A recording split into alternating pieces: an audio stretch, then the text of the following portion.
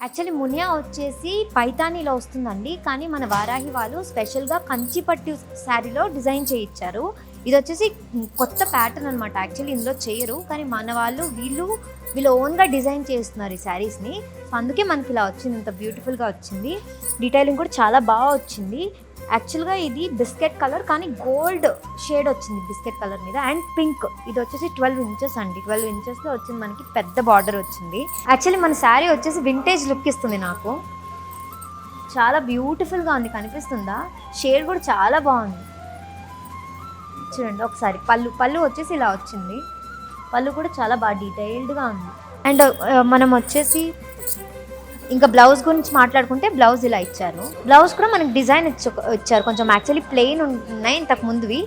ఇది కొంచెం డిజైన్ ఉంది దీంట్లో. యాక్చువల్లీ ఇది కాంట్రాస్ట్ ఇచ్చేసారండి శారీకి. శారీ వచ్చేసి ఈ కలర్లో వస్తుంది కదా గోల్డ్ అండ్ దీంట్లో, కానీ బ్లౌజ్ వచ్చేసి పింక్లో ఇచ్చారు.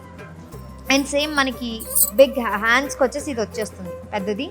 అండ్ చిన్న బార్డర్ వచ్చేసి మన బ్యాక్ కలర్ వస్తుంది. మనం ఎలా డిజైన్ చేసుకుంటాలి అలాగా. అండ్ ఇది బ్లౌజ్ వచ్చేసి ఇది కాంట్రాస్ట్ మనకి బిస్కెట్ గోల్డ్ మీద కాంట్రాస్ట్ పింక్ గోల్డ్ అలా వచ్చింది. చాలా బ్యూటిఫుల్గా వచ్చింది. నాకైతే చాలా బాగా నచ్చింది. చూడండి సింపుల్గా ఉన్నా కూడా చాలా ఎలిగెంట్గా ఉంది. లుక్ అయితే అంత ఎలిగెంట్గా ఉంది. యాక్చువల్లీ కంచిపట్టు శారీస్ అంటే ఏంటండి, మనకు బరువుగా ఉంటుంది. ఏ ఒకేషన్లో ఉన్నా వేసుకోవాలంటే ఇబ్బందిగా ఉంటుంది. అది ఎలా హ్యాండిల్ చేయాలని ఒక భయంతో ఉంటుంది.